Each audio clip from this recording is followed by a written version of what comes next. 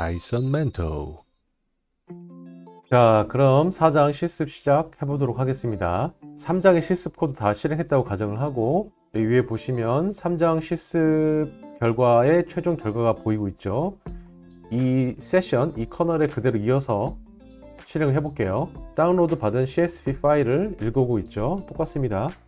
헤드를 통해서 값 확인을 해봤고요.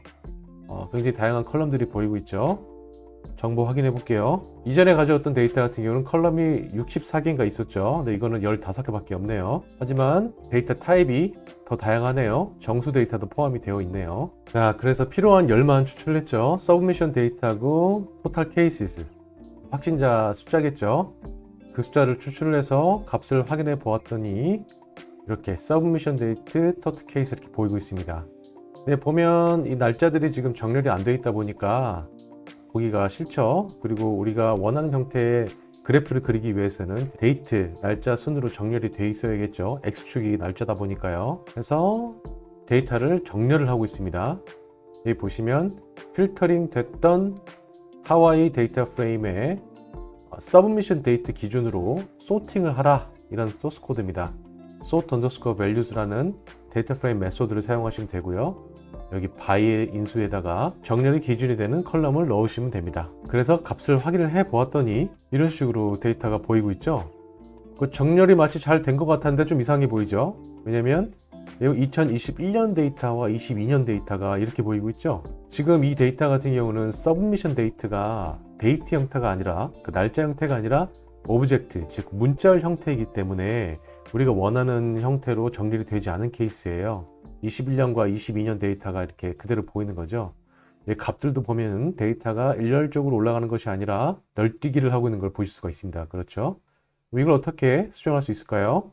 조금 전에 보였던 서브미션 데이트 문자열 데이터를 데이트 형태의 데이터 타입으로 바꾸면 되는데, 해당 값을 그대로 바꾸는 것이 아니라 이 값을 읽어서 데이트 타입의 컬럼으로 집어넣는 과정을 이 소스 코드에서 진행을 하고 있습니다. sorted 하와이 데이터 프레임 만들어서요, 데이트라는 컬럼에 이 판다스의 toDateTime이라는 메소드를 사용해서 이 데이터 프레임의 submission underscore date, 이 문자열을 데이트 타임으로 바꿔서 집어넣는 과정이에요. 그래서 헤드를 보시면 이런 식으로 2021년 1월 1일이 이렇게 바뀐 걸 확인하실 수가 있죠. 2022년 데이터도 이런 식으로 포맷이 바뀌었고요. 다시 한번 데이터를 정렬을 해보면 이번에는 추가한 이 데이트를 기준으로 정렬을 했죠. 그리고 여기 보면 in place라는 인수가 보이는데요. 이 인수는 지금 현재 저장하고 있는 이 sorted hawaii data frame df의 객체를 그대로 바꾸겠다라는 겁니다. 이게 디폴트로는 false예요. 그래서 이 명령어를 날리시면은 해당하는 객체 값이 그대로 변경이 되는 것이 아니라 새롭게 정렬된 데이터의 객체를 받아내는 형태로 이렇게 실행이 되는데, in place 2를 하시면 이 객체 값이 그대로 변경이 됩니다. 이 객체의 본래 값을 유지할 필요가 없기 때문에 in place 2를 한 것이에요. 그래서 데이터를 정렬한 다음에 확인을 해보시면 1월 22일, 1월 23일, 그쵸? 이 순서대로 정렬이 잘 되어 있는 것을 확인하실 수가 있습니다. 그렇죠? 자, 그리고 앞에서 배웠듯이 색인 다시 바꿔볼게요. 지금 왼쪽에 있는 이 숫자들은 무의미하니까요. 자, set index, 여기서도 in place 2를 하고 있죠. 그러면 값이 그대로 변경이 될 거고요. 확인을 해보니 색인이 데이트로 바뀌었습니다. 그쵸? 그러고 나서 하와이 확진자 수 시리즈를 만들게 됩니다. 자, 이 시리즈는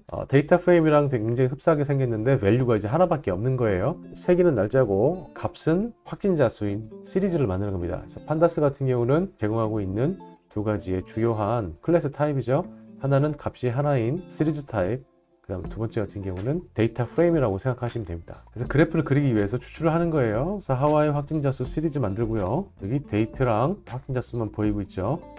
그 다음에 하와이 인구수를 가지고 왔어요. 책 보시면 제가 이 값을 어디서 가져왔는지 보실 수가 있는데, 여기 숫자 유형 보면 되게 재밌게 생겼죠. 흥미로운 포맷이죠. 이 언더스코어는 마치 그 미국의 숫자를 보시면 세 자릿수마다 이제 콤마가 매겨져 있는 걸 보실 수가 있는데, 그거를 이제 언더스코어로 표현한 겁니다. 파이썬 같은 경우에 이렇게 중간중간에 만약에 콤마를 집어넣으면 어떻게 되죠? 튜플이 생성이 되겠죠. 만약에 이 언더스코어를 코마로 바꾸면 1, 433, 336이 들어가 있는 튜플이 생성이 되겠죠. 그런 걸 방지하기 위해서 파이썬 같은 경우는 언더스코어를 사용해서 숫자를 넣으실 수가 있어요. 그래서 하와이 인구의 비율을 한국 대비 구하는 것을 보실 수가 있습니다. 그래서 그 비율을 이렇게 한국에다 곱해서 데이터 프레임 생성하고 있는 것을 보실 수가 있고요. 이 데이터의 값을 확인해 볼게요. 레이트 구하고 0.03이네요. 한국 대비 하와이 인구수가 3% 정도밖에 되질 않네요. 이 비율을 반영했더니 데이터 프레임이 이런 식으로 생기는 것을 확인할 수가 있습니다.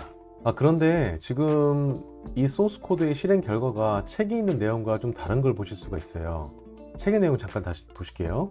지금 동일한 소스 코드인데 지금 이거 같은 경우는 실행을 했을 때 여기 난이라는 이상한 숫자가 보이죠. 이게 숫자가 아니다 뭐 이런 뜻인데 지금 제가 소스 코드를 실행을 해보니까 이 숫자가 지금 제대로 들어오는 것을 확인할 수가 있어요.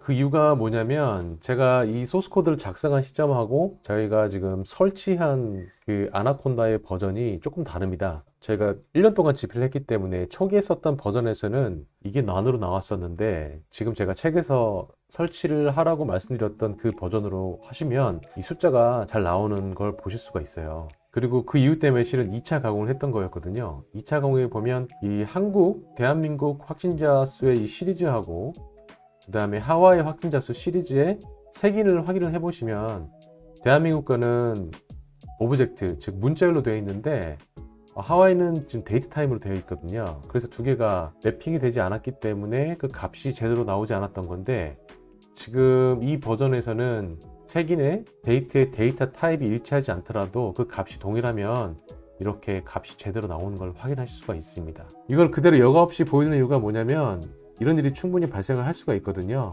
책에 설명드렸던 데이터 2차 가공은 색인의 데이터 타입을 동일하게 맞추는 작업을 한 다음에 다시 반영을 하는 거예요. 그런데 그걸 하지 않더라도 동일한 결과를 보실 수가 있습니다. 그러니까 여러분들이 이 책을 어느 시점에 보실지 잘 모르겠습니다만 최신 버전의 라이브러리를 사용하시면 이런 경우가 굉장히 많이 발생할 수 있어요. 참고하시기 바랍니다. 자, 이제 응용예제 1번 직접 풀어보기 문제부터 다시 한번 보실까요? 자, 이 상태에서 이제 미국 데이터도 같이 한번 출력을 해보라 라는 게 문제입니다. 그래서 실행 결과가 이렇게 나올 텐데요. 자, 이 소스 코드 어떻게 작성하는지 보겠습니다. 아주 간단하겠죠? 미국 데이터 소스만 집어넣으면 되니까요. 자, 그래서 지난 장에 이미 가지고 온 데이터가 있죠? 그 데이터에 미국이랑 하와이의 비율만 계산해서 US 하와이 레이트만 넣어서 이런 식으로 곱한 걸 확인하실 수가 있습니다. 그래서 한국과 미국과 하와이가 있을 때 한국 대비 미국의 레이트, 그 다음에 얘 같은 경우는 하와이 대비 미국의 레이트겠죠. 이거를 곱하면 우리가 원하는 정보를 확인할 수가 있어요. 이런 식으로요. 그러면 하와이가 0일 때 한국과 미국의 레이트죠. 그래서 최종적으로는 이런 식으로 값이 나올 거고요. 이것을 올해 기준으로 X축의 틱 값들을 45도로 회전해서 보인 결과가 바로 이겁니다. 어렵지 않죠? 이제 2번 보겠습니다. 자, 미국은 굉장히 큰 나라죠. 그래서 각 주마다 코로나 확진자 양상이 사뭇 달라서 제가 5개 주 정보를 주고 이 5개 주의 데이터를 한번 확인해 봐라 라고 했던 겁니다. 프로젝트 초반에 방문했던 CDC 그 사이트에 가셔서 필터링 기능을 통해서 이 5개 주를 선택을 하셔가지고 하시면 되겠죠. 어렵지 않을 거예요. 소스코드 한번 볼까요? 자, 응용이제 2 같은 경우는 데이터 다운로드 받는 게 중요한 부분이겠죠. 그래서 필터링을 해서 다운로드 받은 파일이 여기 있고요. 그 데이터를 확인을 해보시면 이런 식으로 뭐 일리노이주, 캘리포니아, 이런 식의 워싱턴 이 주에 대한 데이터들이 적재된 것을 확인하실 수가 있고요. 나머지 부분은 똑같습니다. 그렇죠? 똑같이 서브미션 데이트를 기준으로 해서 데이트 타임으로 바꿔가지고 컬럼을 데이트를 하나 추가를 했죠. 여기에 서브미션 데이트 기준으로 끝에다가 이렇게 데이트를 추가한 것을 확인하실 수가 있습니다. 그 다음에 조금 전에 추가한 데이트로 색인을 바꿔주고요. 앞으로 왔죠, 데이트가. 그 다음에 확진자 수 시리즈 구하는 거 어렵지 않죠? 이 전체 데이터 프레임의 스테이트가 어떤 주인지 넣고 토탈 케이스만 뽑아서 이렇게 반환한 값을 변수에 집어내면은 각 시리즈를 구할 수가 있고요. 이 5개 주 인구수를 제가 수집을 해서 이렇게 저장을 했어요. 그래서 각 주의 5개 주 인구 비율을 이렇게 계산을 했습니다. 캘리포니아를 다 분자로 놓고요. 분모에 텍사스, 버지니아, 일리노이, 워싱턴 스테이트 집어넣었고요. 그 값들을 이렇게 곱했습니다. 그렇죠? 이렇게 곱하면 캘리포니아 주 대비 각 주들의 레이트들이 나오겠죠. 그래서 이렇게 생성된 데이터 프레임을 가지고 라인을 그려보면 이런 식으로 라인이 나오고요. 이걸 다시 2022년 날짜로 바꾸면 이렇게 볼 수가 있어요. 보니까 텍사스가 초반에 올라갔다가 내려가는 양상이었고요. 그죠? 대부분 다 큰 차이가 없이 비슷하다고 볼 수 있어요. 워싱턴 스테이트 쪽에 비율이 좀 낮았다가 조금 올라가는 게 보이네요. 근데 크게 차이가 없는 것을 볼 수가 있습니다.